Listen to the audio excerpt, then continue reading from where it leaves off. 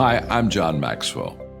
When the top companies in the world are looking for trainers, speakers, and coaches, there's one name that stands above the rest, and that's Maxwell Leadership.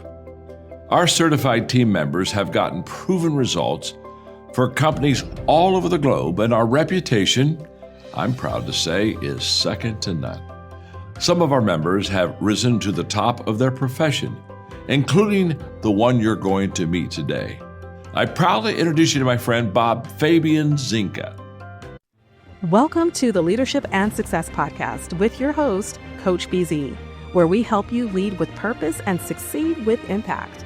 If you're ready to grow into the kind of leader others want to follow, this podcast is for you. If you're determined to elevate your success and leave a lasting legacy, this podcast is for you. As my mentor, Dr. John C. Maxwell reminds us, everything rises and falls on leadership. Our goal is simple: to inspire you, challenge you, and equip you with insights that can transform the trajectory of your leadership journey. Welcome aboard to another episode of the Leadership and Success Podcast with Coach BZ. All right, welcome to another very special episode of the Leadership and Success Podcast. I am your host, Coach BZ, and like we do every time we meet, I'd like to know, where are you guys joining us from? What city and what state? And if you are joining us from outside of the United States, please let us know which country as well. And also let us know what you are grateful for today. What are you grateful for? And if you have a question for my guest, please go ahead and type it in the comment, and we will be answering those questions live. And I want to say hello to Emmanuel Lidonde, watching live from Galeb organization in Kenya. Wow, all the way from Kenya. Thank you so much for being here, Emmanuel, and you are very welcome. And again, if you have any question for Kathryn, please type it in the comments. So, as is our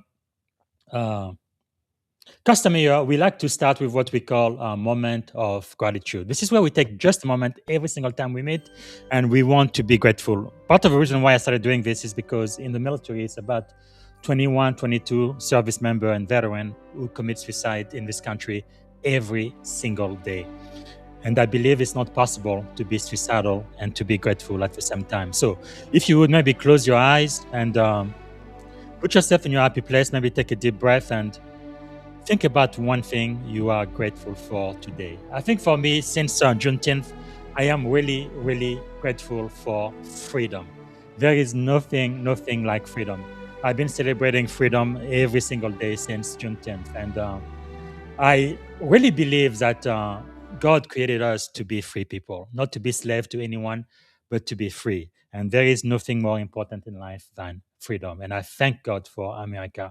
Thank God for freedom. So go ahead and type in the comments what you are grateful for. And I am so glad you are joining us. We also have Shema Reeves joining from Jamaica. Wow, grateful for life itself to be able to be here now. Man, this is one of the most international shows we've had.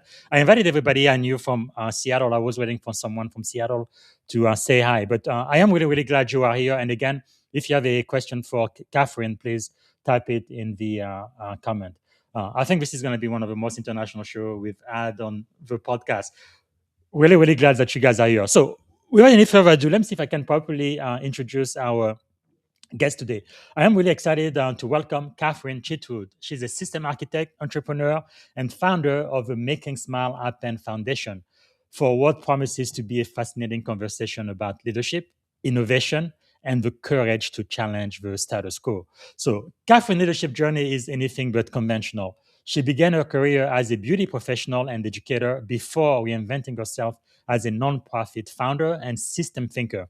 Inspired by her family's personal healthcare experience, she founded the Making Smile Happen Foundation, an organization exploring innovative ways to connect hospitality, technology, and philanthropy to expand access to life-changing oral healthcare. Wow. Her work invites an important leadership question.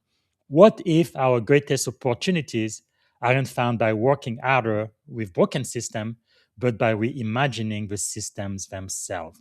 Whether you are leading sailors, or cybersecurity teams, startup, nonprofit, or global enterprises, this conversation will challenge you to think differently about innovation, purpose, and service. Part of what you're going to be learning today is how personal adversity can become the foundation for purpose driven leadership, but also practical advice for aspiring entrepreneur, military leaders, and tech professional seeking to create lasting impact. Because as a cybersecurity executive and information warfare commander, I must tell you, I've learned that leadership isn't simply about managing today's operation. It is about designing better systems for tomorrow. I am looking forward to exploring Kathryn's unique perspective on leadership, on service, innovation, and building organizations that strive to improve people's lives. So, without any further ado, please help me welcome to the Leadership and Success Podcast, the one and only Kathryn Chitwood. Hello. Good morning, Kathryn. How are you doing today? I'm wonderful. I'm so excited. Man, we have so many people joining from all around the world. They want to listen to you. But maybe to get started, what is one thing you are grateful for today, Catherine? I'm so grateful for my family and for my experience up until this point and for my life because I really feel like every challenge it's an opportunity to learn from Mm, and that old saying what doesn't kill you makes you stronger and so I'm yes. just thankful. I'm thankful to be here. Wow, that is really powerful. Thank you so much for sharing that. Is there something about you maybe that's kind of like maybe a superpower or something unique most people may not know when they first meet you? I think that just maybe the way that I think about things is a little bit abstract and that has been a benefit to me because I it's creative, it's the creativity, and so, yeah. Wow, that is really powerful. It's really interesting how what makes us unique sometimes is really one of the best asset we end up having in life. Uh, so again, welcome to the show. And one of the question I want to ask you just about beyond all of your achievements, your title, and everything you have done, just at its core, who is Kathryn Chitwood beyond your resume? I am a mother, and I think that I get a lot of my self-confidence from that nurturing aspect. I try to be caring for others. I try to think of ways that I can make someone else's day go by easier. I feel like that's how you show love is in what makes the other person happy, not for the sake of what I'm getting out of it. That's what Right. makes me happy is that it's benefiting them. So the nurturing part of me, yeah. That is powerful. Wow.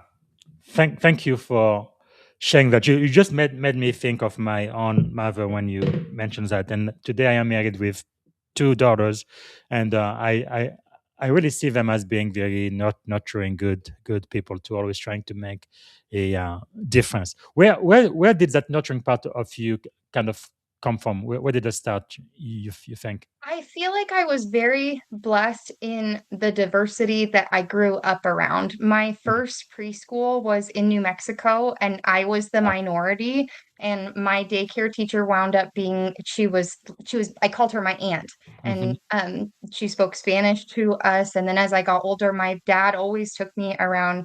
Um, he lived in Alaska, and so he always took me around native powwows and community that the identity of people and appreciating their cultures, all Mhm. different cultures, I think really benefited my life in Wow. so many ways. And so, yeah. That's really wonderful. I haven't gone to Alaska yet, but I almost did for the Navy. But I hear that it's really beautiful there, and it's almost like a Yeah. foreign country, right? It's wow, so exotic. That is really wonderful. Thank you for sharing. So your career kind of began in the beauty industry, and Mhm. before evolving into system architecture and nonprofit leadership. What leadership lessons do you think you kind of learn from those early years that still shape how you lead today? I think that it's really important as a leader to enable the people that you're leading to stand on their own. Hmm. And so when I got out of beauty school, I felt like I ran into this problem where people almost want to take credit for. I never wanted to be an educator or a mentor that said, "Well, look at how well you did because I was here like helping you along the way." It's like I so I think that as a leader, it empowers other people when they feel confident in themselves. And so in teaching, I went from graduating from beauty school, and then within a year, I was welcomed into the company Gelish, Hand and Nail Harmony, Wow. as an educator, where I would go to the beauty schools in Oregon, Washington, California, Wow. and just getting teaching with the students, giving them an idea of what it was going to be like in the real world, and making them feel confident to where because you're going to encounter new experiences with each new person that you're with, and you're not going to have that teacher that's there. And Yes. so it's sometimes it's more about how you're getting through the obstacles during a service or during an interaction more than Mm. necessarily the skill. It's the keeping grounded and and one step at a time, not getting Yes. overwhelmed. It's a learning process. That is really, really insightful. And has there been like a change in the way you define success today versus, let's say, 10 years ago? Has your definition of success changed? I would say yes. I think definitely 10 years ago, I would have more associated success with monetary wealth a lot Mhm. more. And now I have a much more well-rounded perspective on um, just what is wealth. You know, a pound Yes. of feathers and a pound of gold can weigh the same, but they're worth different to what you're trying to do with them. And so if Yes. you're trying to make a pillow, a pound of feathers is worth a whole lot more. And so just identifying that everything has worth, everybody has their perspective, and you can learn a lot by listening and Mm. taking that in. That is really powerful. Now I'd like to talk. I think this is your life's work, right? You are the founder of Making a Smile Foundation. So let's talk about the origin story. I believe it started with your husband, right? Corbin's Yes. his dental Yes. journey. Can you tell us about that? So, my mother-in-law actually has always worked in dental care. My husband is one of 5, Wow. and he has always had the bad luck with his teeth, and so it's not that he didn't have adequate care, it's that our DNA is unique. That's what makes us special. Mhm. Biology is not one size fits all, and so, he had excellent dental care, but by the time he was 7, his roots were showing. By the time he was 15, he had to get his first super cleaning. And then progressively after that, we got together when we were about 15. And progressively, it was like every year he was losing teeth. And Mm. he had a lack of enamel. And so it's almost like a low immune system in your mouth. And so by the Yeah. time that we were 33, he had already had more than 10 teeth pulled, and he Wow. needed a full oral reconstruction surgery, and or we were looking at dentures. And we didn't know that if you get dentures, that can reduce your jawbone. There's a lot Mhm. of, especially for someone so young, it's not really a sustainable treatment option. Yeah. And oral reconstruction surgery, it is a relatively new thing, and so insurance isn't accepted. And so Mm. he went for a free consultation, and he came home and he's talking to me and he said, it's they quoted me for $42,000. What? Yeah.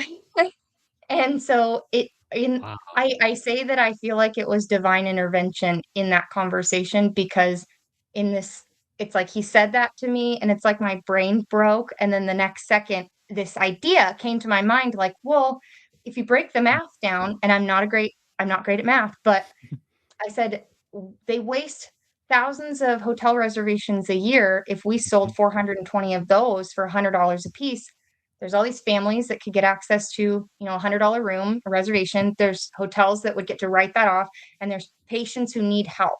And so I Yeah. think it was just this process of like the Wow. person that I love the most, there's no reason why he can't get this surgery. He needs it to be here. And there are Mm. people, there's professionals who have gone to school to provide this care, but they're not able to provide that service, or they can't get their profession because the money. And so we needed to figure out a way to, like, the money's there, the skill is there, the patients are there. How Wow. do we get access to the people? That is quite amazing. Now, I would say most people would not think the way you do No, when they think there's a no. challenge like that. Wow. Where do you think that came from? Just It really felt like it was like an upload, like it just wow. it and it also so I had been talking to my father-in-law over the course of the year before that, and, I worked for the Kalispel tribe, and they have Mhm. the casino up there, and my father-in-law goes there, and you can rack up rewards and free rooms and things like that, and Hmm. I had been telling him, "Wouldn't it be nice if there was a way that you could, like, pass those to someone or donate them to, at the end of the year, whatever." And so when my husband came home from that oral reconstruction appointment and he said, "This is the price," I think it was just like, "Oh, like that Wow. this is how we can solve the healthcare crisis." Like, there's hotels, there's Amazing. casinos. Wow. It's really something because many people they experience hardship. I think if you're a human being, you haven't experienced hardship yet, just wait. Eventually, you will. But very Yeah. few build an organization because of it. What allowed you to channel frustration into innovation? Because that's really insightful. I think, I for one, we didn't pay for the surgery with, this innovative idea. I immediately started my website, and then I went to my father-in-law, and I think genuinely the grace that he gave, he was the one who paid for the surgery. I went to him and I said, Uh, I'm gonna preface this by saying I'm about to ask you for $42,000 and I need you to say yes because it's gonna save your son's life. But mm, I wow. have an idea and I think it's gonna help more than just him. And Yes. so it just Wow. went from there. It was yeah. So the That grace, I is think that amazing. enabled me to I think having the grace and the love of someone, that unconditional love, he knew that this was our only option, and, Wow. that enabled me to us to solve this immediate emergency problem, and Yes. then throw myself into, "How can I share this with as many people as possible?" That's amazing. I think that needs to be your next book. Like I told you, I usually research the people I interview to see if they have anything published on Amazon. I couldn't find anything from you, but this definitely needs to be the next book published on Amazon right now. That's just amazing. Wow. What was maybe kind of like the biggest risk you took in leaving your previous career to do this? Well, I think just the consistency of it, but I had already and that's the thing. So I went from owning my nail business and Hmm. then we moved out to Washington. And so when you're a salon professional, anytime that you move, you could just be moving in the same town and that can drastically impact your clientele. Hmm. So I knew that when we moved that I was probably going to not be doing nails out in Washington until I had gotten to know some people and Yes. introduce myself. So that's why I got the job at the daycare and I loved it. And then my husband had this appointment and I was Mm. like, I'm participating in families need this. Families Yes. need childcare. They need to be able to trust who their kids are with. And I absolutely loved working for the daycare. But Mm. I was blessed with my experience that my husband was the stay-at-home dad. I Yes. was the breadwinner. We survived on one income, and it was a priority of ours because it was an investment into our children. And Hmm. I felt like not that not that the daycare in itself, but I felt like I was going to be helping the world more if I was Yes. dedicating 8 hours a day towards my advocacy rather Hmm. than at the daycare. And Wow, so that was a big risk going back to, one income and man. seeing yeah. That really spells out faith to me. Because even in your writing on LinkedIn, you do reference faith, purpose, and human dignity a lot. How have your spiritual belief influenced your leadership philosophy? So much so. I really feel like I have been on a journey in the last year and a half, and that directly led into this. I even made a video on Instagram about it, and I said, I think that Wow, this is the universe expressing itself through me. I believe that this is that's what amazing. like good on the world is, and we're supposed to be led by that and led by Mhm. faith and what is good to other people. Wow. And so yeah. That is, I am just so impressed. It's people need to hear this. Again, I need to read that book hopefully later this year or next year because I think you have so much to give to the world and you're already making a difference. But now it's one thing to have an idea and to have faith, but it's another thing to actually make it happen. So making Yeah. smiles happen. If you had 60 seconds with the CEO, let's say of Hilton, Marriott, or Caesars, hopefully some of them are listening right now, how would you explain making smiles happen? It is it's an opportunity to benefit, the community without depending on tax dollars. Mm, It's a tax write-off for these large corporations. There's so many solutions with technology right now with mhm, IT, and so my original expanded idea off of it was the API systems I hadn't learned about yet, and it's kind of like its own like locked service or server mhm, room. And so the hotel wouldn't have to give me all of their access to all of their I don't need any of that. It's yes. just what they know they're going to lose. And so Mhm, it enables all the corporations to from their end and their IT dedicate what they're already wasting, and yes. then it's collectively it's made available on a platform to where people can see these reservations. It's Wow. enabling families who maybe wouldn't be able to afford those reservations to have Mhm, access to some more luxurious hotels, and we know that giving that opportunity, they're gonna have the money to spend it there. So mhm. it's bringing in more Wow. customers, and then there's also the opportunity for traveling medical staff. My Mhm, mom, she had essentially a boarding house when I was growing up. When I got into high school, she started renting out rooms because we had a 5-bedroom house and my sisters had moved out. I was getting ready to move out, and so she came up with this idea for traveling nurse technicians because wow. we lived real close to the hospital.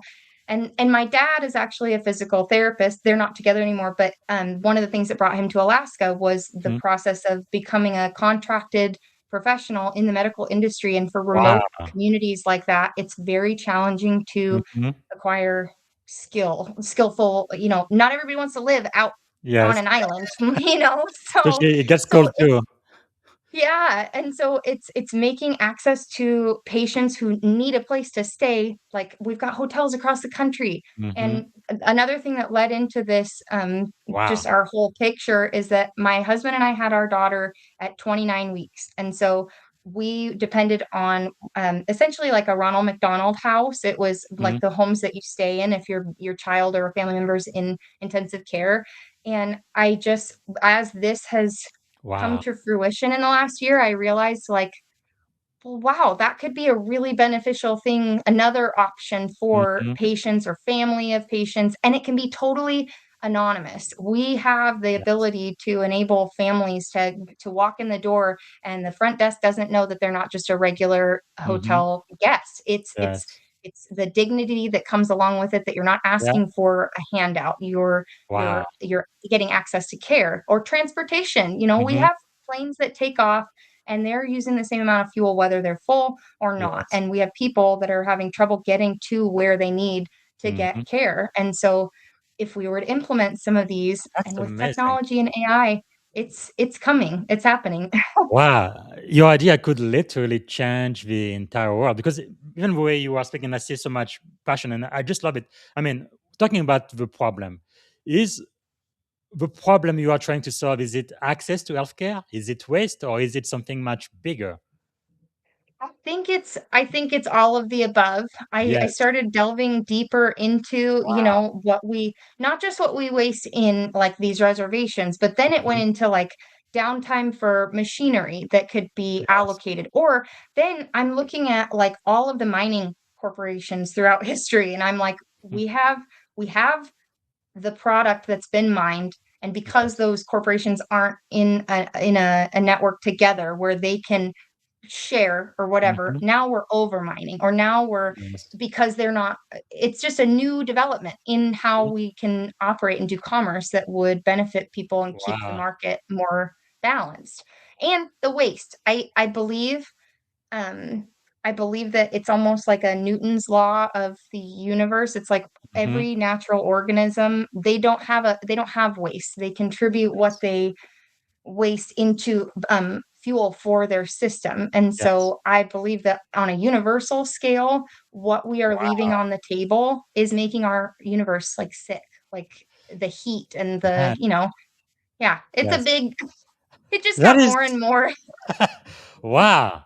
That is just amazing because no, most nonprofits they usually beg for donations, right? But your model really attempts to unlock unused commercial assets. That is really a different way of thinking, and really in a way we can support you.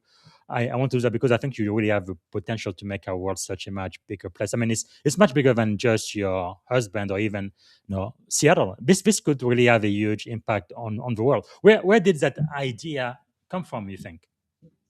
I think that it's just as it progressed from, well, what do we need to make one person to get one person through a surgery to, Mhm. well, we don't just need help in the dental care world, there's medical care. And well, we've Yes. got professionals not just in the United States, they're everywhere. We have patients, Yeah. all over. And how we heal the people of the world impacts the health of our and the future of our planet. What we do in the next Mm.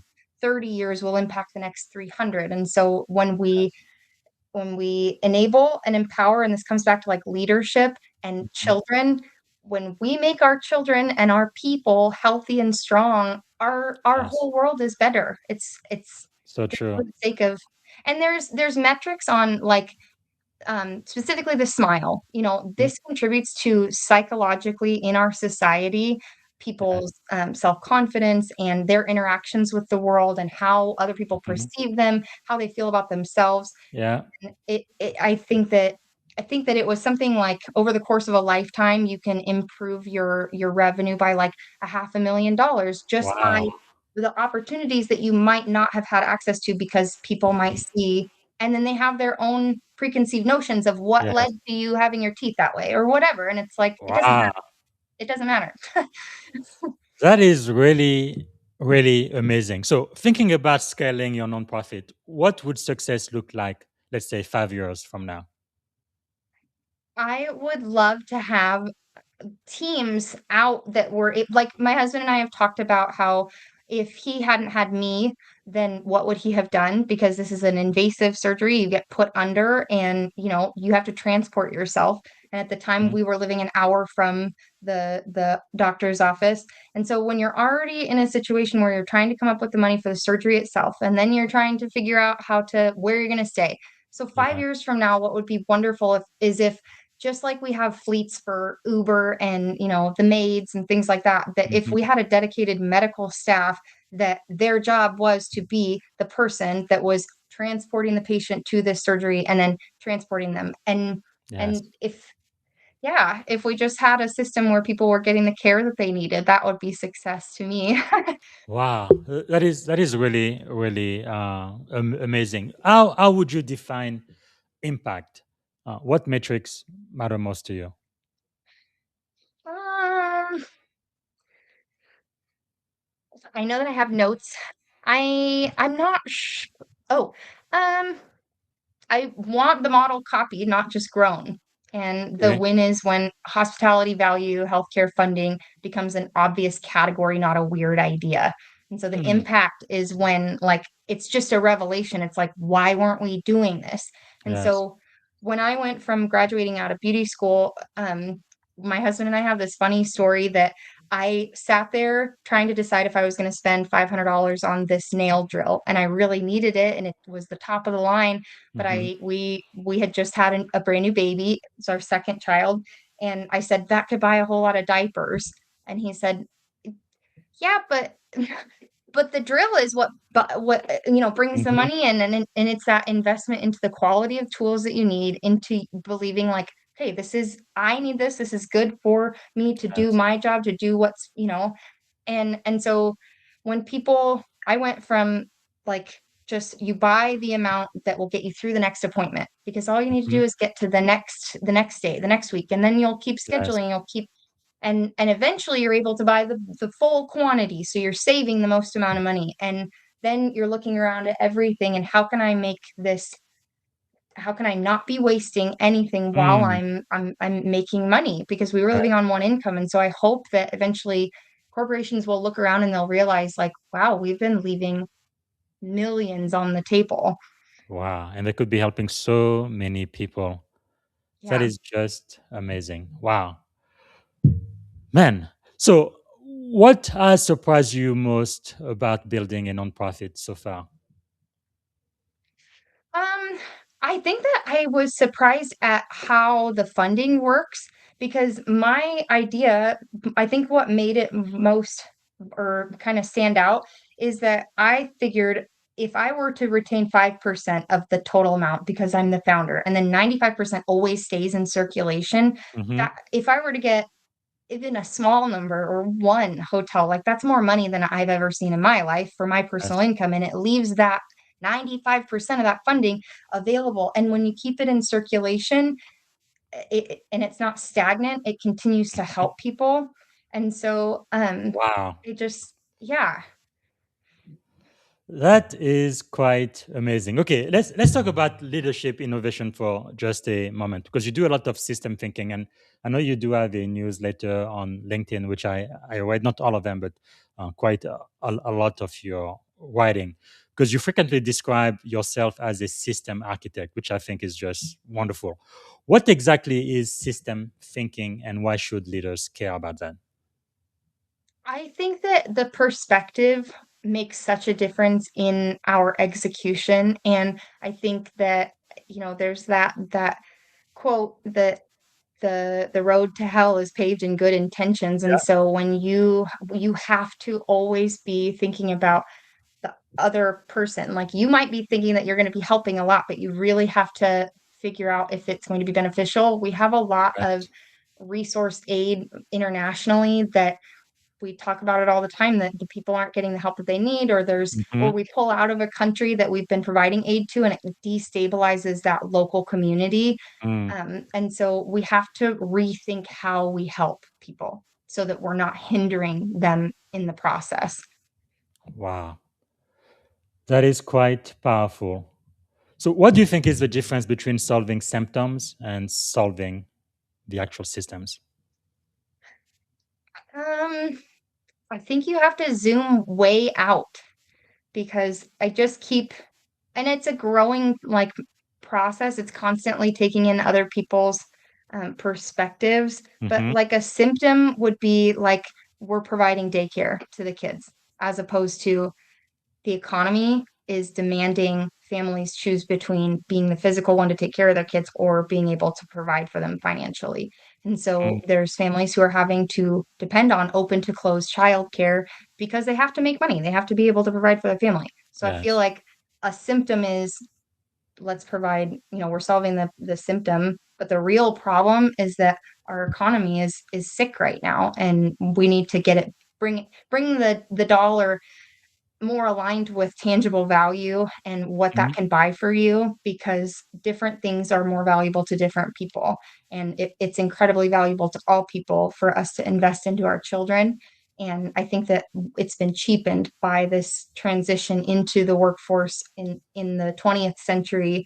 Households going from one income was standard because we Yes. saw that it impacts children's development and their growth. And so I think that it's so much to put on our teachers and and Mm, and it's just we need to fix that. We need to fix to where our families at home are able to provide for their kids and and then they're able to go out into the world and be the best version of themselves because they're being yes. recharged when they're at home with their kids and they're not feeling like I'm just spinning my wheels to pay for the next thing. Wow. Because earlier too, you mentioned technology, AI, and API. How does artificial intelligence and technology kind of fit into your long term vision? Um, I I I think it's going to revolutionize the world.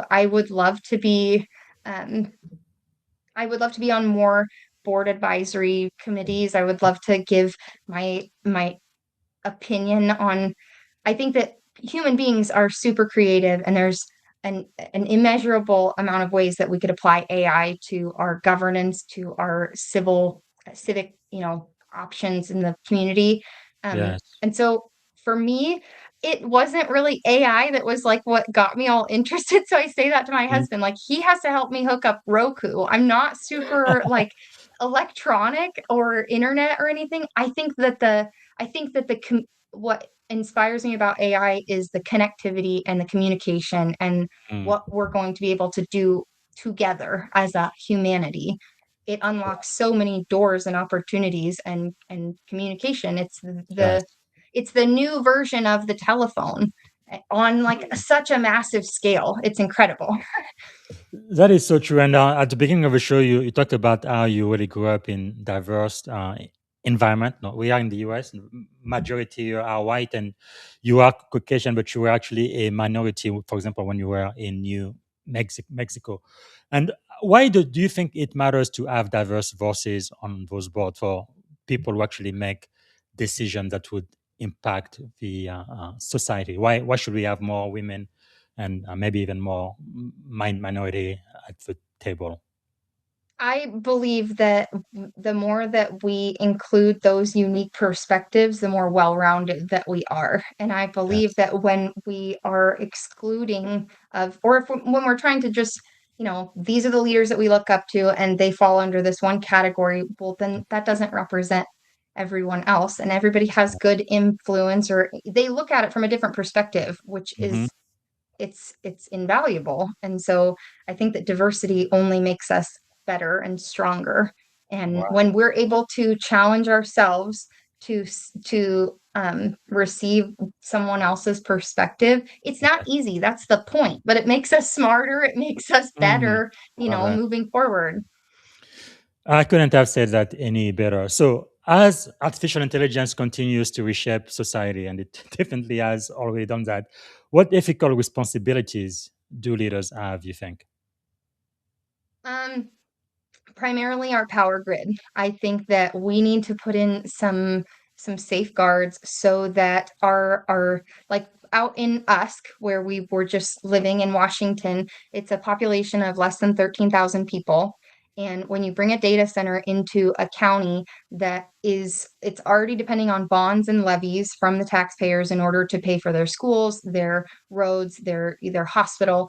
When you bring in AI or crypto or, high compute data, that has Mm-hmm. to run on the grid that is established there, that has been invested in by generations Mm-hmm. prior to. And so when those people's bills are going up and then the grocery bill is going up, it is an imbalance. It's coming in and they're setting up, I call it digital colonialism, because it's not Mm, benefiting the people in the area, and the profit and what they are needing from us is the cheap power. And so we have yes. one of the cleanest dams and the cheapest power like in the entire world, I think, in Pend County. And so when our public officials, specifically in Pend County, when they're making decisions to sell 100% of the power to Clark County, and that's supposed to be a benefit just to the Pend citizens, Mm-hmm. that's not a positive representation for those people who are depending on their politicians to make good choices. And so Yes. I think that with AI, we really have to have some guidelines on, okay, if we have a power grid that has a 1964 transformer, we shouldn't be plugging into that and Yes. setting up data and crypto. We need to be reinvesting into our infrastructure prior to, and I believe building it from the ground up. I think that my husband, he was working actually at a data facility there, the one that I'm referring to. Mm-hmm. And I realized, like, well, I'm going to depend on AI for this website.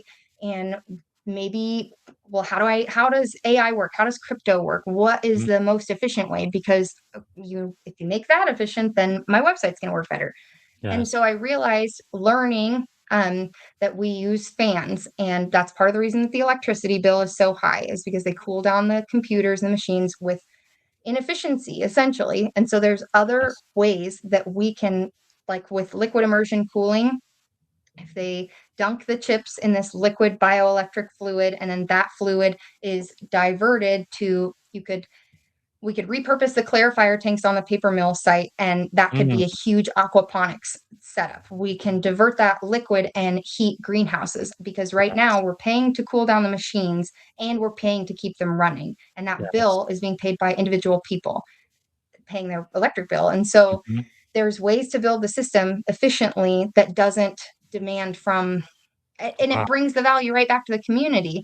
And then you Yes. look at like our that ties into the mining aspect and our rare minerals and things like that. Mhm. If we build the system efficiently, we are not demanding more of the earth in an expedited fashion. And I know that there's a lot of religious or there's a lot of perspective on this that the earth is infinite and it will always provide, and I do believe that, but I also believe that time plays a huge role, and I believe that restraint, and that's a responsibility of the human being, is Mhm. to like have appreciation, yes, for this abundance and this never ending wonderful cycle, but also know that we can't blow a 2-mile wide hole for copper. Yes. If there are ways that we can do this to where the copper lasts longer, that's what we need to do. And it's not a business Mm. decision.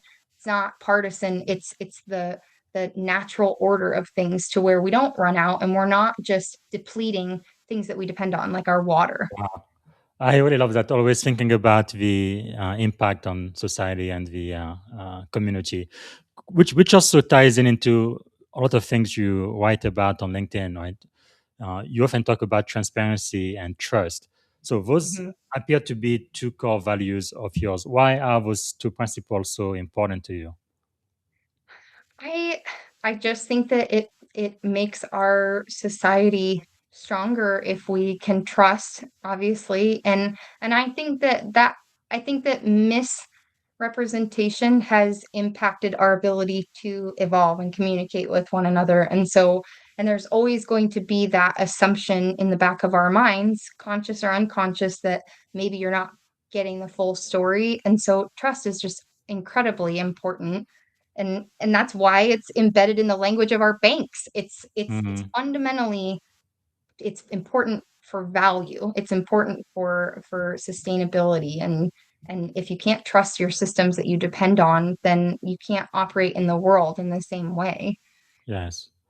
Wow, that is powerful, and I know for all pretty much every entrepreneurs I have met who've eventually become successful, there is this time period where people pretty much doubt what is possible, and then once you become very successful, they're like, "Oh, I was always with you. I always knew that you would succeed." Just lying through their teeth. But I think that's just human, because when you do something new, nobody has ever done that before. At least the way you're doing it, there is a lot of fear. No? What if you succeed? What if you fail? I guess my question for you is, where does that courage come from? My children, I Wow. have to believe that this is not the end all be all. And when my kids are actually teenagers. I have a 16 and a 14-year-old. And when they were born, I was a teen mom, and the world looked very differently even at that time. Mhm. And what we perceived for our potential, our future, for where, and Yes. even I feel like I was pretty ignorant at the time. I feel like even just in the last 2 years, I've really had my eyes opened to the struggles of minorities in our country that I did not. I thought I knew. I thought that I had, and it's easy for a white person to say that, like, well, I'm not like that. So, Hmm. and that's just it's turning a blind eye to the people that are saying like we're suffering, we need help, this needs to be fixed. Yes. And so Wow. I have to believe for my children's sake that this is possible and that there's good, and Mm. people, I want to believe that when I'm not here that there's going to be people in the world that care enough that my kids are going to be in the Yeah. world with. Wow. That is a very, very strong why. Yeah, many times we've recommended the book by Simon Sinek, Start with Why. Really having a very strong why will help you endure through the challenges in order to get to the other side. Because if your why is not that strong, as soon as people criticize you, you're just going to give up and abandon, which I was going to ask. No, every visionary, and I believe you are one, receive criticism. There is nothing you can do about it. You are going to be criticized. What's the most common criticism you have heard, and how do you respond so far? Well, I think that the first initial one was that I got my husband fired from Oh the no. data facility because I dropped off the proposal, and it was, I don't know if you know about the Trump v. Slaughter case. Mhm. It effectively impacted tariffs, which is how a lot of the data and crypto, how they finance themselves. And Mhm. so preemptively, early in January, I dropped off a letter of intent saying, that essentially I thought that in case Trump v. Slaughter were to go through, that these are the impacts that are going to happen. And Mhm. with the clean energy acts that are coming and with Make America Healthy Again, like if you transition from industrial to agriculture, you'll drop your electric bill by a couple $1 million a year and we can Mm, provide food to the community. And so the initial reaction to about a month later when my husband got fired was, well, they are a business and they're allowed to tell you no, they don't want to do it that way. And at mm, that time, I really took it personally and like, yeah, that sucks. Maybe that's right. And then now it's been 6 months and I've done nothing but read the news and the legislation and the things that are yes. changing. And I know that, well, that might have been their perspective in the moment, was that it was Mhm. just a suggestion or an opinion, but when millions of people depend on this, Yes. it's our vote. It's our voting power and our Mm. community, investment. So, Yes, indeed. Wow. Are you going to run for office anytime soon? oh gosh.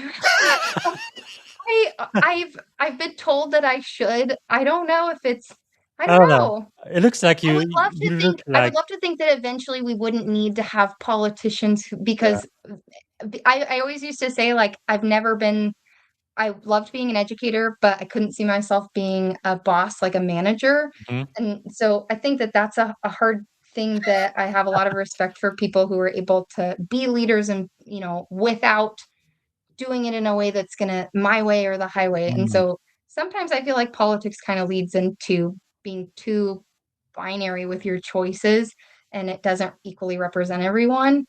So I don't know, maybe. Well, I don't know. I think you. It seems to me like you have it in you. You are the type of leader that people are going to follow and vote for, even if it's just at a local area or even for the entire state of Washington. Who cares? But Yeah. yeah, it's really interesting how you have this vision, you have those great ideas, and I think you're going to need a lot of partners to make them a reality. And again, it's going to be impacting a lot of people in a very positive Yes. way, which is really, really powerful. So, if there is a young person listening now, let's say maybe a woman or a person of color, they have those great ideas and vision just like you do, but they feel like they are kind of stuck in a system with a lot of bureaucracy, or it's uh, a process that is broken that just would not allow them to thrive. So, what would you advise them? I guess just keep going. I've had to ground myself in the confidence that I'm doing this for a reason and it's Mm. not for the validation Back to your and why. just continue. Yeah. Yeah, you got to keep coming back to, what is it that I'm trying to accomplish and what is it benefiting and Mm. that's the priority because there's going to be a million reasons, a million perspectives, 8 billion in the world that are Yes. different that can tell you no or why not and why you shouldn't and Mm. that you have to come back to what it is that you're doing. That is really, really powerful. I wrote an article, I think it was May of last year. I called it Embracing the Impossible. It's one of the most popular articles I've written so far. It's just interesting how in life, many times you face so many challenges. But what I found that's very insightful is two people about the same background, they face similar challenges. One of them is just going to fall apart and die, and the other one is just going to find a way to get through it and get even stronger and better. And it's really amazing to me to see the difference. So let me ask you a question in a different way. Is there maybe someone in your life that has influenced you the most, or at least affected the way you look at the world and you lead? I would say my husband definitely. I think that him believing in me always Yes. enabled me to believe in myself and Mm. never, yeah, it was never like how are we going to make this work? It was like we're gonna figure Yes. it out. And, Wow. our daughter, like I had said, she was born at 29 weeks and then she spent 68 days in the hospital. And then we got into our Wow. first apartment.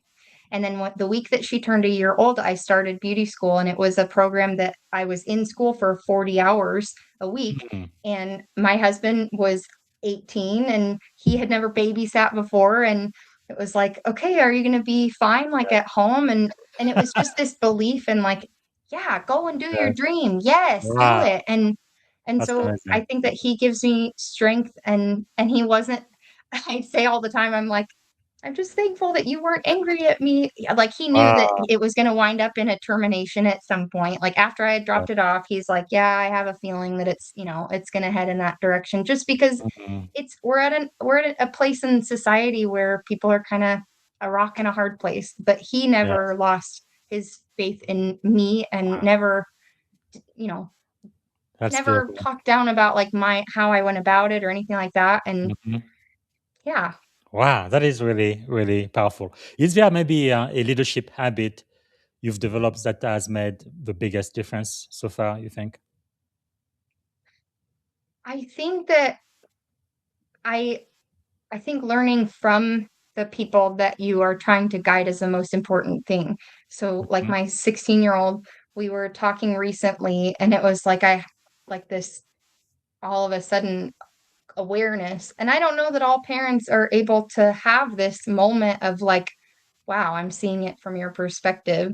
But Mm. she had said, like, she's, she said, um, something that like, I think as moms and dads that, our goal is to, like, make our kids comfortable, like, you obviously, like, wanna make them feel better, and so we're talking and I realized that in my trying to console, that it wasn't fulfilling what was being asked, it's like she Mhm. needed me to hear what she was saying, not to fix it, Wow. and that and I think that as a leader, it's really, really important to Yes. stay and reflect on, like, "Yeah, I'm leading you, but I could be a better leader if I'm Mhm. taking what you have to say, like, from this." And Yes. so, yeah, That shows some humility too.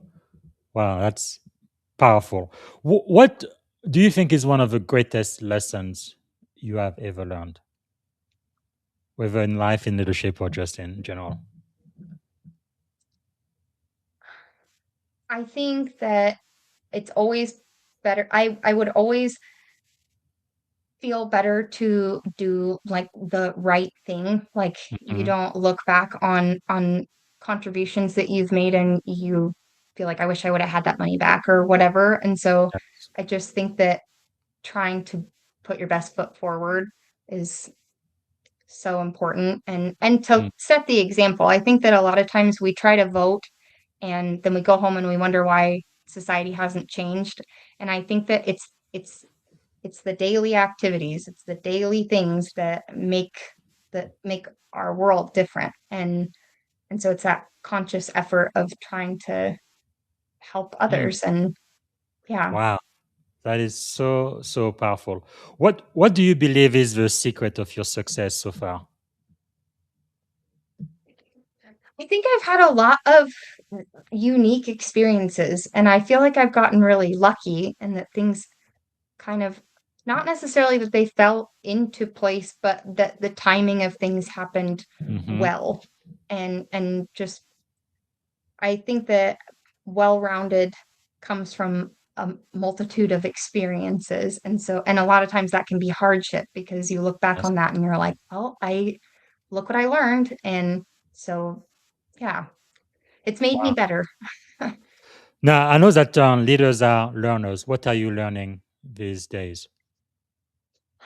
A lot of history. I'm really I feel like the American education system has taught very few things in the way of history, and it's in one delivery. And Mhm. I have made the effort to try to read from perspectives of um, communities that have been colonized and from perspectives of their actual perspective, their Mhm. written documentation, rather than the people who look like me, Mhm. because I think that that's really, really important. It doesn't fully give the voice to the experience if we're taking it through the perspective of someone who wasn't there, who doesn't represent like they could mean well, they could be reporting on the details of the information, but it's not as deep as from someone whose whole culture experienced this trauma and So this true. and what do they think would make it better? That's who we need to be listening to.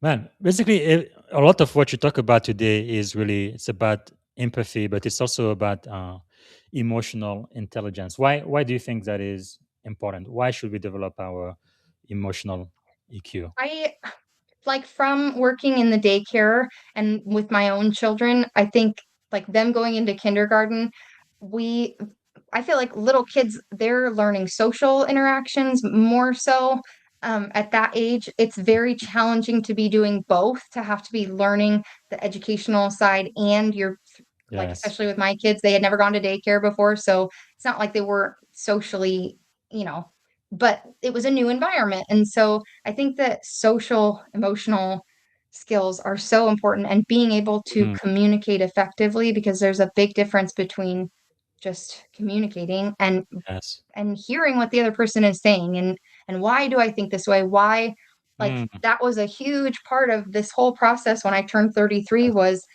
I wanna know why I think the way that I do. Why do I have these preconceived notions about things? And I don't know where I got the advice from, but it was that you need to write down all the things that you hate or all the things that, make you frustrated or stress you out mhm, so that you can start to break down, like, is this a societal, like, brainwashing? Like, am I mm, sensitive about this? Or am I like, is this really stressful? Or is this something that, if I looked at it differently, I could and that was yes. months before the Wow. dental appointment. That was like it was just leading up to this. It's just been a Mhm, lot of internal reflection, and I think that wow. people have lost touch with themselves, and when you can't communicate yourself, your feelings, it it I love it that. leads yeah, it's not good. Well, is there maybe a book that you have read, or if not a book, maybe even people do podcasts this day or YouTube channel? Is there something you would recommend to my Carl audience? Jung Mm-hmm.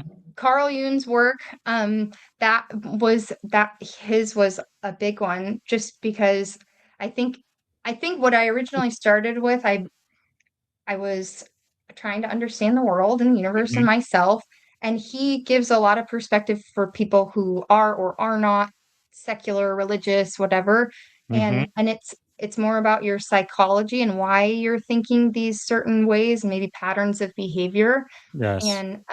and that is what ultimately led into this just deeply rooted faith, and I think that all these different religions are different interpretations, different it's us as humans experiencing the world, and Mm-hmm. I think that what's most important is to stay grounded in and following what is good, even if that isn't necessarily what is Powerful.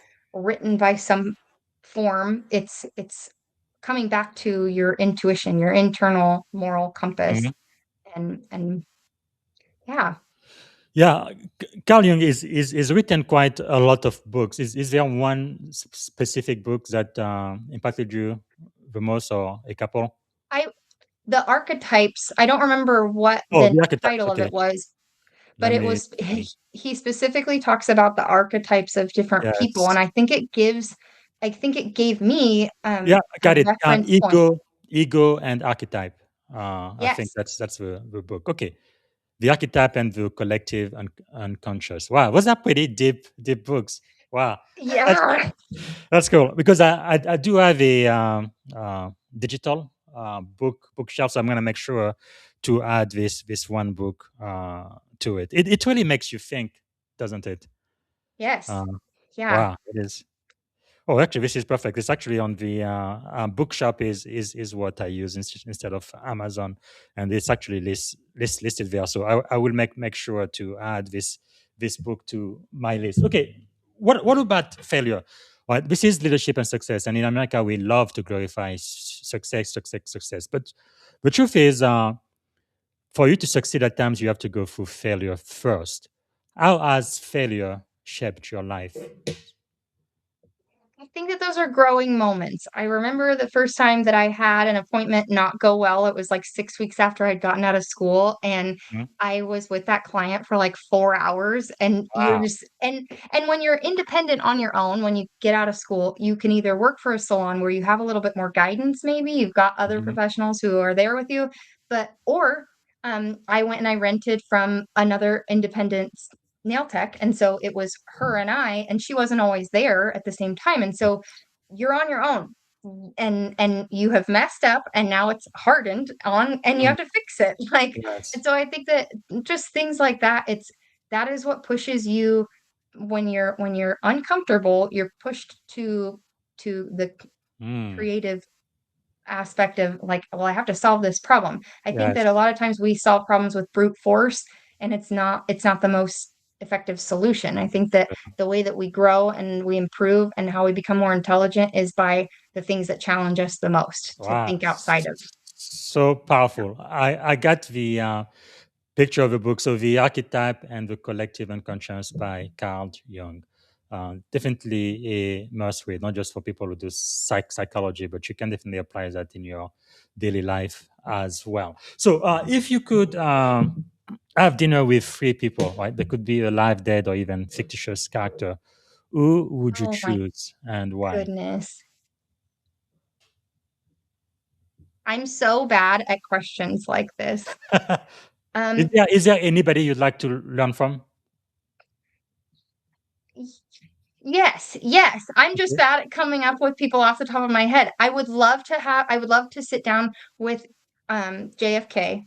I Mhm. think that talking to him about what's going on in the world would be so enlightening, and his What have to perspective. say more? And I'm sure he loves that his library has been renamed properly. But yeah, And then I would say um I have to I I now I can't remember what her name was. who was she? She was an indigenous woman, and I believe that she became a lawyer, and Hmm. she participated in, um, basically helping indigenous children to be free from the schools. It was Yes, reporting on what had been going on, and I forget what I her think name was. I know who you're talking about. You are talking about is it Lida Burton Conley? At least she's one of them. Uh, Possibly. Hold on, and I will, um because she actually argued before the Supreme Court. I think it was in 1909. Lida Burton Conley. And then in Canada, there is Roberta Jamieson.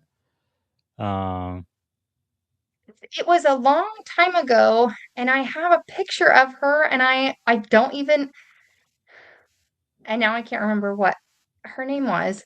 I'll have to come back and okay, tell you. And then there are so that's many, fine. Yeah. like, prolific people that I would love to What learn about from.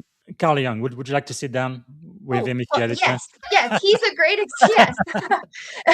Yeah, Yes. that would be a fascinating conversation. I am sure.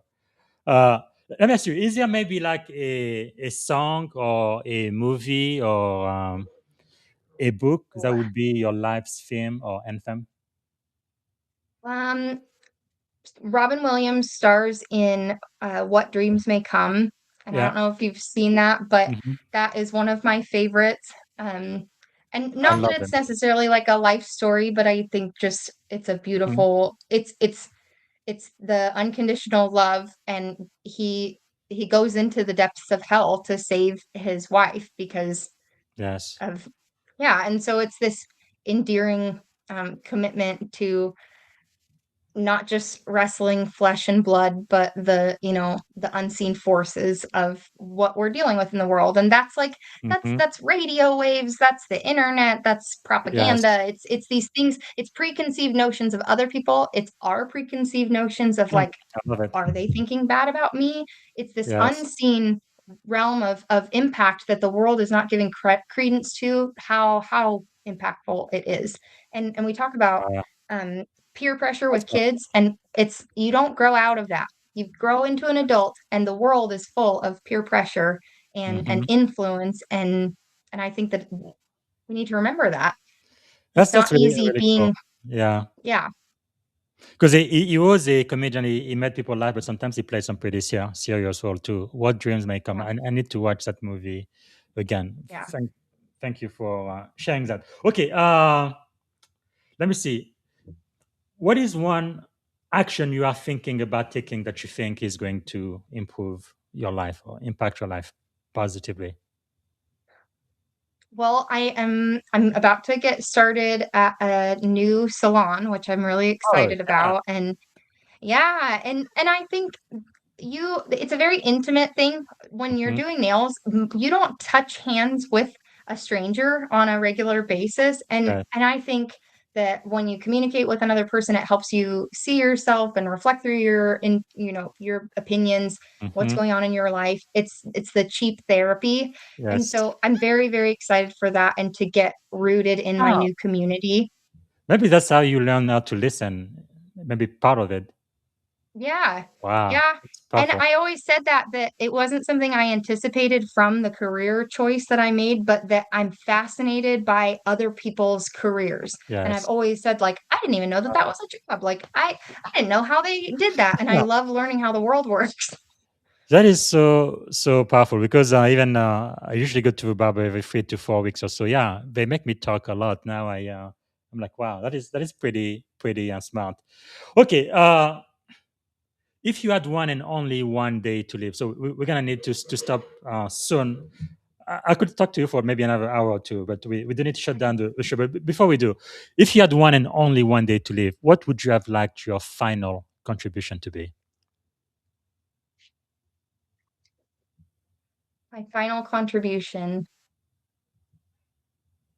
I would love to see the Making Smiles Happen Foundation adopted as a governance protocol that Yes. is it's an independent form of auditing. Mhm. If I wasn't here anymore, I would love to see that taken on as a benefit Wow, to people because powerful. it's beneficial regardless of who's utilizing it, and Yes. it can produce blueprints for anything that you can imagine, and it doesn't depend on your personal identity and your Mhm. perspective in order to help you or to help the world. And Yes. so I would just love to Wow, see it thrive. that is so powerful. If you had a magic wand, you could solve any problem in the world, any problem at all. What is the one problem you'd like to solve first thing tomorrow? That's a tough one. I would say maybe healthcare, because I do just believe that when we're able to, I think that it stops people from Yes. living their lives when they're tied to their biology. Hmm. Like, I think that we can do transcendent things on this planet, and I think that it limits people in a way that is an unfair advantage, and then the people who aren't limited in that way, it limits Mm, them too because they don't have the perspective of what that does to a yes. person's journey. Wow. All right. We are coming toward the end of the show. What can we do to add value back to you? Come and follow me on LinkedIn and check out my website, Making Smiles Happen, and donate if you would like to. Share it would be wonderful. Try the audit machine. Yes. There's you can type in anything that you want from like grocery stores, daycare. I typed in APAC the other day, like, how can we solve APAC? And Wow. there's just if there's a problem or something that you see out in the world that or a waste or something that you'd like to see improved, it can print out these awesome blueprints and suggestions on making impact. Wow. And yeah, How do we access the audit machine? I am on your site now. Where do they go?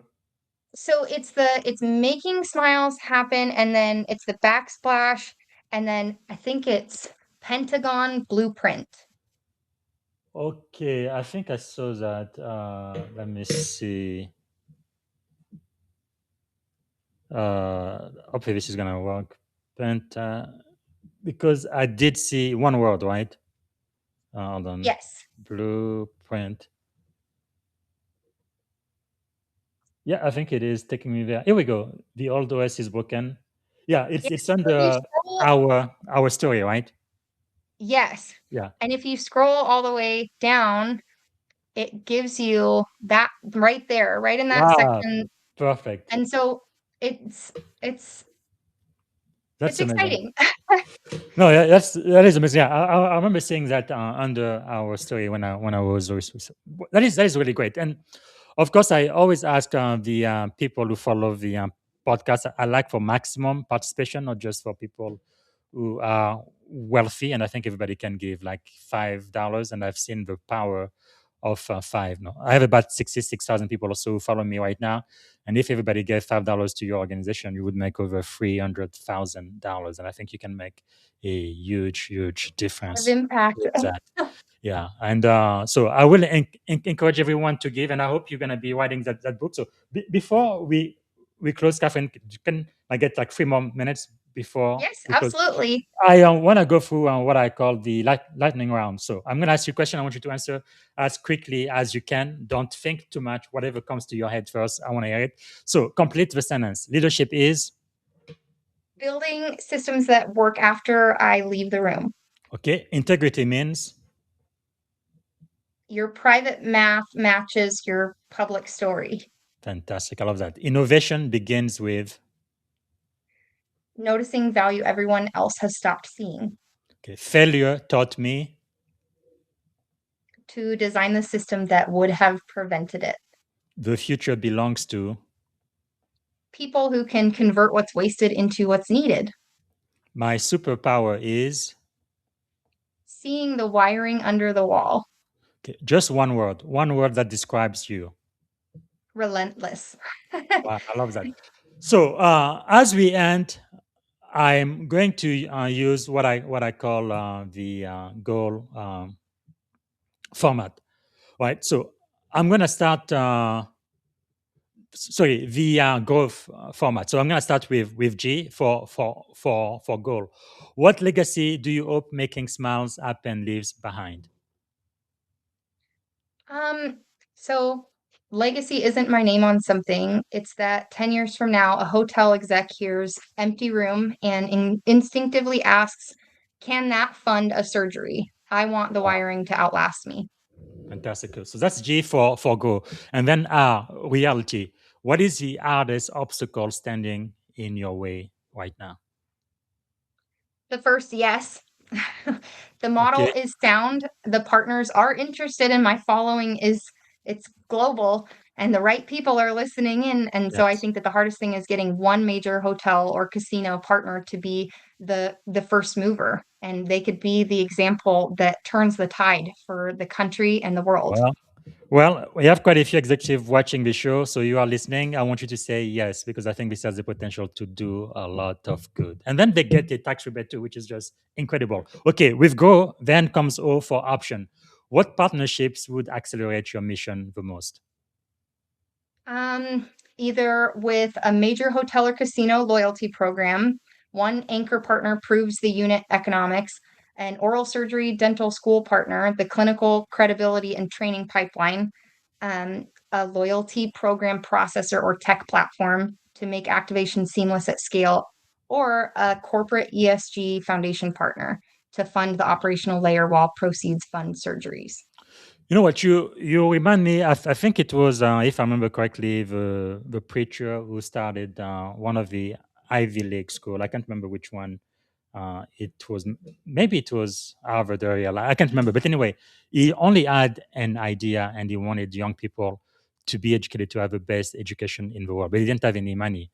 But he had this Yep. big vision. So he started going around the country and speaking of his vision. And before he knew it, people saw his vision, and the first investor gave me, I think it was $1 million. That was long time ago. So it's probably equivalent to, I don't know, 10 or even 150 millions today. But he got his first check, and that completely changed history. Yeah. And that's kind of Yeah. what I'm thinking about you. You have this big dream, this vision, and I think it needs to be funded. And the people are listening. And I believe, they say when the students are ready, the teacher will show up. So I think it's that kind of moment for you right now. So finally, with the Go segment, W for way forward. If everyone listening could do one and only one thing this week to help your mission, what will it be?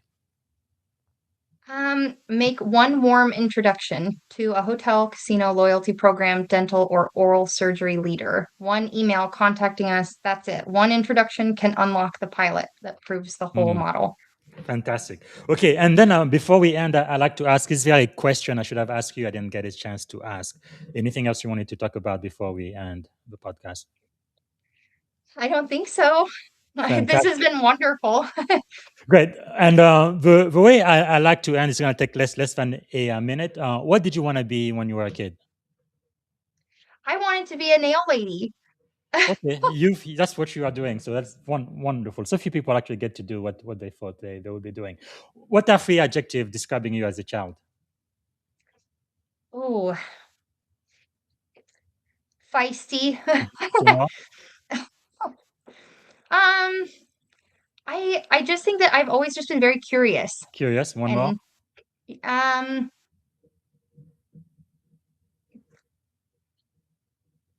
diligent. Okay. What about as an adult? As an adult, um entrepreneurial Hmm. and relentless and Yes, just passionate. I love it. So, what is one thing you are feeling optimistic about? I like to end on a positive note.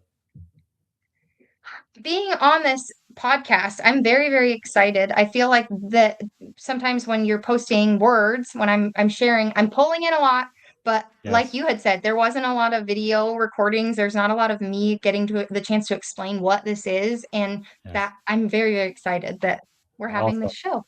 I'm just so glad I could play a very small part in your success, but you definitely need to write that book. I think it's going to become a bestseller. And once it's published, please come back here and let's sell as many of those as we can.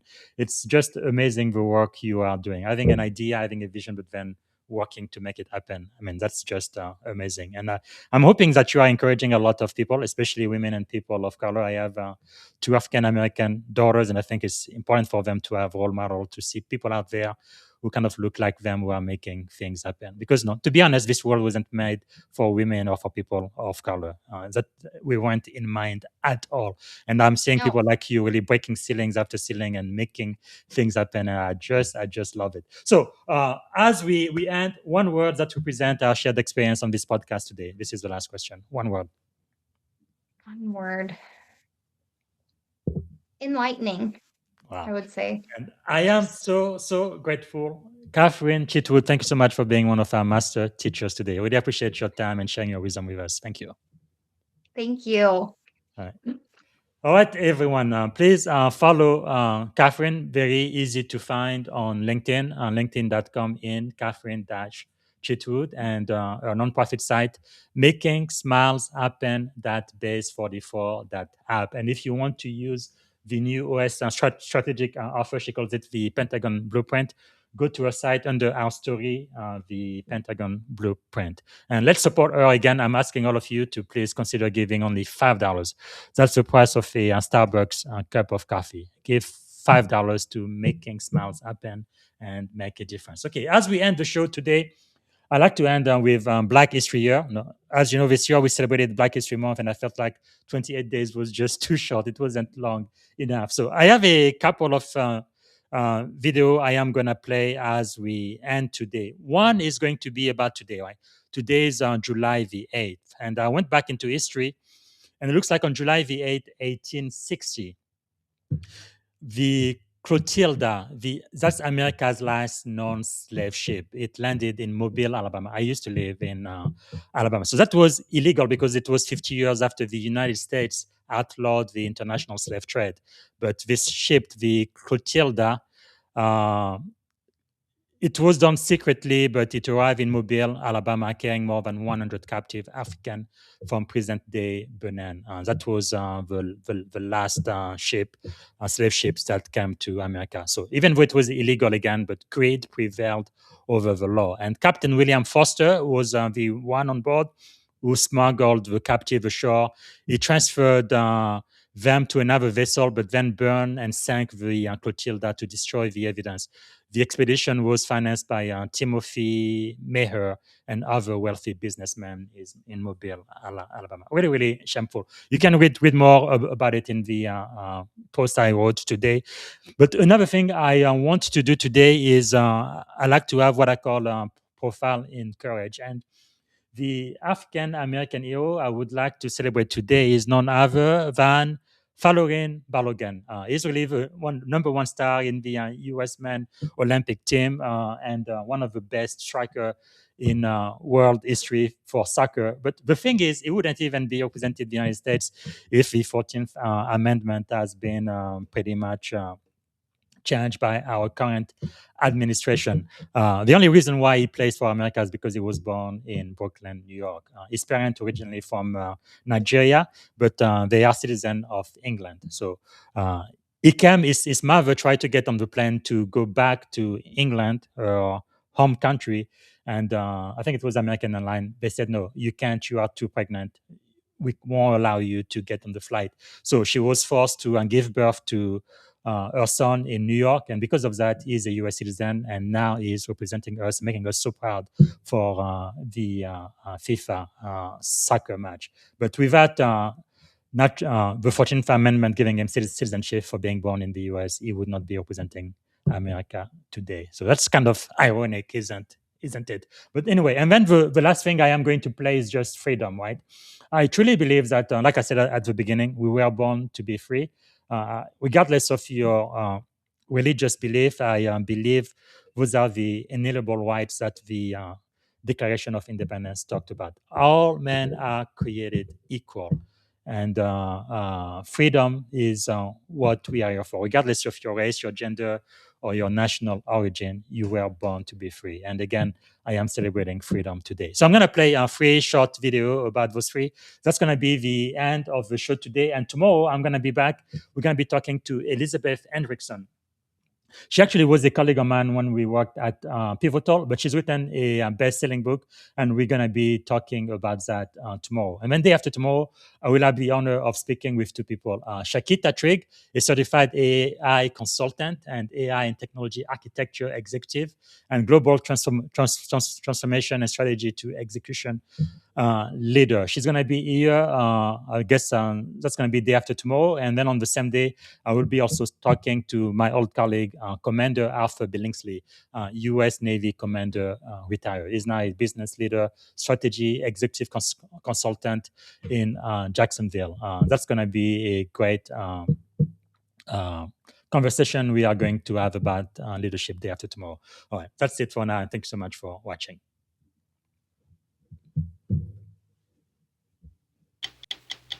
"60 Minutes Rewind." 2 years ago, a sunken ship was found in the bottom of an Alabama river. It turned out to be the long-lost wreck of the Clotilda, the last slave ship known to have brought captured Africans to America in 1860. At least 12 million Africans were shipped to the Americas in the more than 350 years of the transatlantic slave trade. But as you'll hear tonight, the journey of the 110 captive men, women, and children brought to Alabama on the Clotilda is one of the best documented slave voyages in history. The names of those enslaved Africans and their story has been passed down through the generations by their descendants, some of whom still live just a few miles from where the ship was found in a community called Africatown. For 160 years, this muddy stretch of the Mobile River has covered up a crime. In July 1860, the Clotilda was towed here under cover of darkness. Imprisoned in its cramped cargo hold, 110 enslaved Africans. I just imagine myself being on that ship, just listening to the waves and the waters and just not knowing where you were going. Joycelyn Davis, Lorna Gale Woods, and Thomas Griffin are direct descendants of this African man, Oluwale. Enslaved in Alabama, his owner changed his name to Charlie Lewis. This image is from around 1900. Polly Allen, whose African name was Kapoli, seen in this 100-year-old sketch, was the ancestor of Jeremy Ellis and Darren Patterson. No clothes, eating where they defecated, only allowed out of the cargo hold for 1 day a week for 2 months. How many people do we know now that could have survived something like that without losing their mind? There are no photographs of Pat Frazier's great-great-grandmother, Lottie Dennison, but Caprixia Wallace and her mother, Cassandra, have a surprising number of pictures of their ancestor, Kazula, whose owner called him Cudjoe Lewis. What does it feel like to be able to know where you come from, to know the person who came here first? It's empowering, very. Like growing up, my mom made sure she told me all the stories that her dad told her about Cudjoe. Cassandra, that was important to you Very important. to pass that knowledge along. My dad. Balogun is a beast. That time it's in. That time the flag is staying down. That time it's 2-0 United States. One goal, not enough. You had to make it two. Landon Donovan never scored 2 goals in a game. Clint Dempsey never scored 2 goals in a game. We're talking about guys who could be on the Mount Rushmore for the U.S. men's national team have never had this type of moment. Under the bright lights of the Los Angeles Stadium, Balogun looked like the coolest person in the building.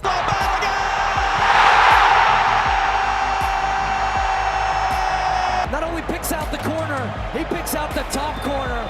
Scoring in the World Cup 2 goals is something very special. I hope it's not unique because I hope there is more to come from him. He is the number 9 for the United States, and he did just that last night. I mean, he had the confidence, he looked comfortable, he wanted the ball in big moments. He also was available consistently in and around the box to be able to be a threat. And Paraguay just didn't have an answer for his threat. He's not the kind of forward who just spends the entire game standing between the center backs and waiting for crosses. Instead, he has fantastic movement, great speed, and is constantly making defenders uncomfortable. Flo Balogun, he can create something out of absolutely nothing. We saw it on the second goal where he just needs a half a yard where he can roll defenders, he can create his own space. He has just this killer instinct that you just can't teach. One of Balogun's biggest strengths is his ability to stretch a defense. He's always on the move, drifting across the front line, attacking open space, and making runs behind the back four. That movement forces defenders to make difficult decisions and often creates space for his teammates like Christian Pulisic or Weston McKennie to exploit. For both Monaco and the United States, Balogun's pace is a major weapon. He gives his team an outlet whenever they win possession. Rather than getting involved in every phase of the build-up, Balogun does his best work closer to goal, where his sharp movement and finishing instincts become so much more dangerous. Under Mauricio, Oh, freedom.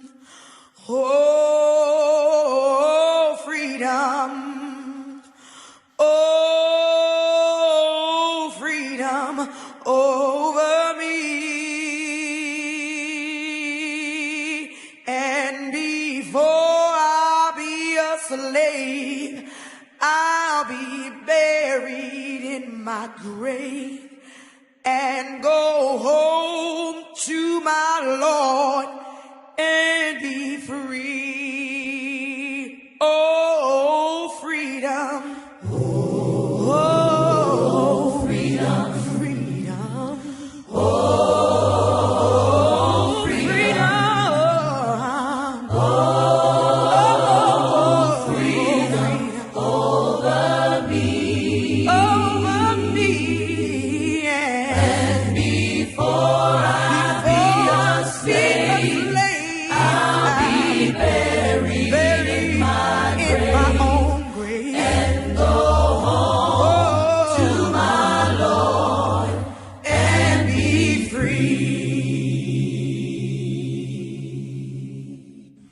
No more weeping, don't you know? No more weeping. But Henry said, give me liberty or give me freedom.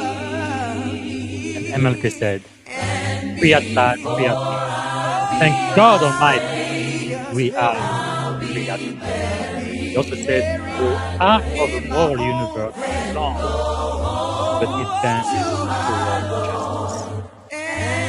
Freedom, freedom, freedom. Oh, freedom. Oh, freedom. Oh, freedom. Freedom. Oh, freedom. Freedom over me. And before I be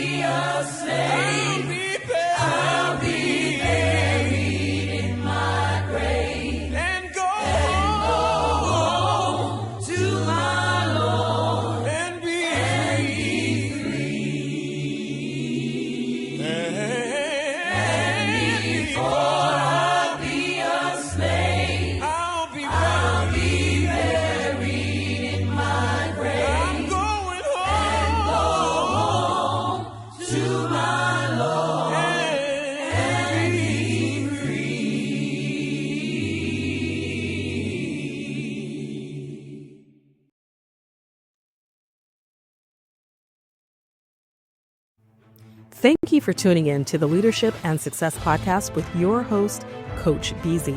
If today's episode added value to your leadership journey, be sure to subscribe, share, and join us again for more wisdom nuggets on how to lead better and achieve greater success. Remember, leadership is the most critical skill of our time. The world will always need leaders to inspire others, drive innovation, and execute meaningful strategy. So why not count yourself among the bold leaders shaping the 21st century? Until next time, stay inspired, stay committed, and keep leading with excellence.